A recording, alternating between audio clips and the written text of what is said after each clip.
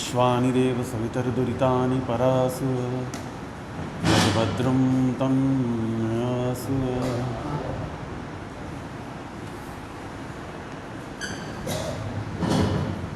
आर्य समाज सुभाष नगर के प्रांगण में उपस्थित आर्य समाज के सभी पदाधिकारीगण एवं नगर से आए सभी धर्म प्रेमी बंधुओं,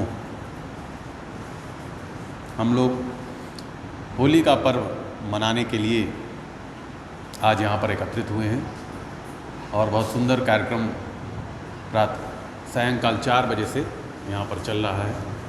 सर्वप्रथम हवन के माध्यम से हम लोगों ने आहुतियाँ प्रदान की और उसके पश्चात कुछ भजनों को भी हमने श्रवण किया।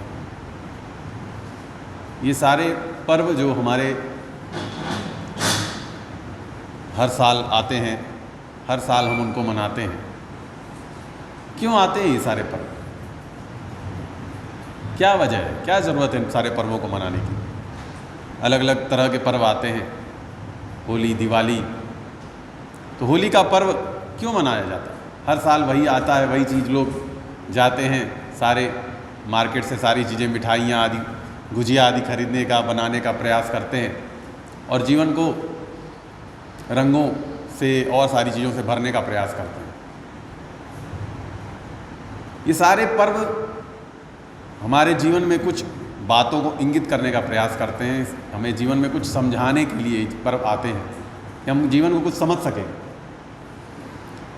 होली का पर्व रंगों का पर्व कहा जाता है। वैसे तो हम लोग वैदिक सिद्धांत के अनुसार ये गेहूं की फसल अपनी पूर्णता को प्राप्त होती है, उसको मनाने के लिए कि हम लोग एक नई फसल जो है अच्छी रूप से हमारे परमात्मा के द्वारा हमें प्रदान की गई, इस रूप में पर्व की प्रारंभिक चिरकाल से ये मनाया जाता था। फिर उसमें रंग जुड़ गए, रंगों के माध्यम से हम अपने इस त्यौहार को मनाते हैं और विविध रंगों से आज हम खेलते हैं, देखते हैं। हर अलग अलग जगह पर अलग अलग रंगों से पूरी दुनिया सराबोर होती है। लेकिन क्या हम इस जीवन को वास्तव में उस दिशा में ले जाने की कोशिश कर रहे हैं जिसके लिए जीवन मिला है? बड़ा महत्वपूर्ण जीवन और ऊपर से मानव जीवन। संसार में इतनी सारी प्रजातियां हमें दिखाई देती हैं, मनुष्य प्रजाति उनमें से एक है। हमारे ऋषियों ने कहा 84 लाख योनियां परमात्मा ने बनाई हैं, 84 लाख प्रकार के जीव इस संसार में अपना जीवन यापन कर रहे हैं। उनमें से एक ये मानव योनि है, यानी उन 84 लाख योनियों में से एक योनि जो ये महत्वपूर्ण योनि है, ये हमें परमात्मा ने प्रदान की। तो इतना महत्वपूर्ण जीवन हमें परमात्मा ने दिया, लेकिन क्या हम वास्तव में उन त्योहारों को अपने उस जीवन के विकास से जोड़ पाते हैं? केवल हुड़दंगी करना, केवल रंग फैलाना या इस तरह के कार्य करना, एंजॉय करना ठीक बात है, लेकिन क्या वास्तव में ये जो पर्व हमारे जीवन में आते हैं, इनका उद्देश्य हम समझ पाते हैं? आज संसार में देखिए इतने भेदभाव दिखाई देते हैं। अब एक छोटा सा आधार हम होली के दिन ले सकते हैं कि रंग के आधार पर भी भेदभाव हो रहा है, और केवल यहाँ नहीं, पूरे विश्व में हो रहा है। गजब बात है साहब। होली में हम सारे रंगों के साथ समान व्यवहार करते हैं, किसी भी रंग को ये नहीं कहते ये काला है, ये पीला है, ये हरा है। सारे रंग हमको बड़े ही प्यारे लगते हैं। जब बहुत सारे रंग रखे रहते हैं, कितना सुंदर वातावरण लगता है।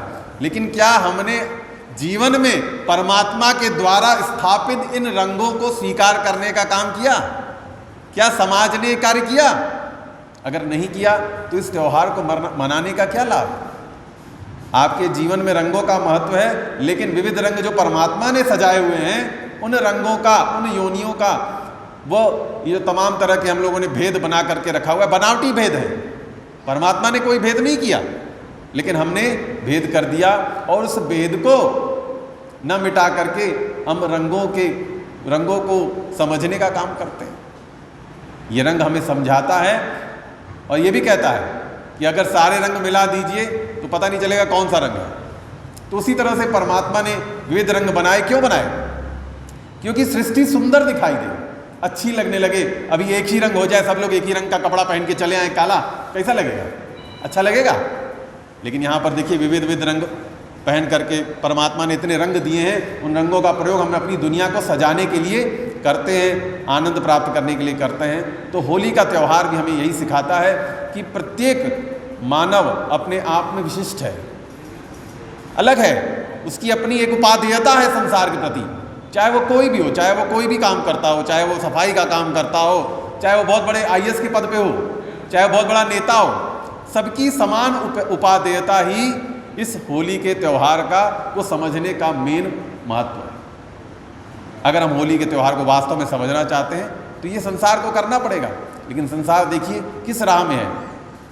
हम सबको अलग अलग दृष्टि से, अलग अलग भेद से देखते हैं, और उस भेद में, उसी भेद में ये सारे हम लोग प्राणी बैठे हैं। इन सभी प्राणियों में या जो भी चीज़ें और चराचर जगत में व्याप्त हैं, उन सब में जो भी विद्यमान है अंदर, वो अभेद, वो जो परमात्मा तत्व है, वो सब में अभेद रूप से विद्यमान है।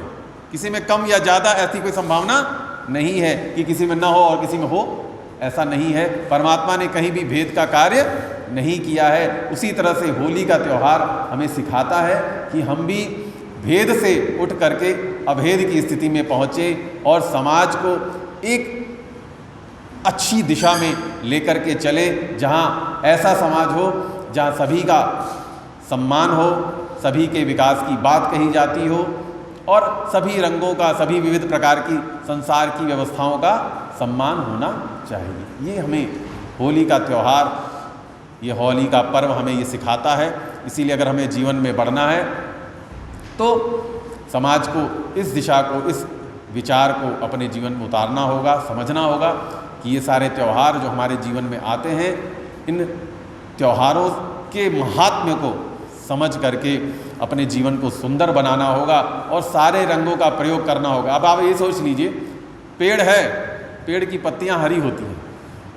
अगर पेड़ की पत्तियां भूरी होती और तना हरा होता तो आप सृष्टि का व्यवस्था देखिए कैसी लगती, कुछ अजीब सी हो जाती। लेकिन परमात्मा ने सबको अलग अलग व्यवस्थित रंग दिया है। वो अपने आप में उतना ही महत्वपूर्ण है, अपने स्थान पर जहाँ पर ही वो स्थापित किया गया है। उसी तरह से संसार में जितने भी प्राणी हैं, जिस जिस जगह पर, जिस जिस क्षेत्र में काम करते हैं, उनका बहुत ही महत्वपूर्ण योगदान है। तो आज इस दिन, इस पर्व के अवसर पर हम सभी लोग इस जीवन को समझने का प्रयास करेंगे, सभी रंगों के महत्व को समझेंगे और सबका समान, सबके साथ समान व्यवहार करने का प्रयास करेंगे।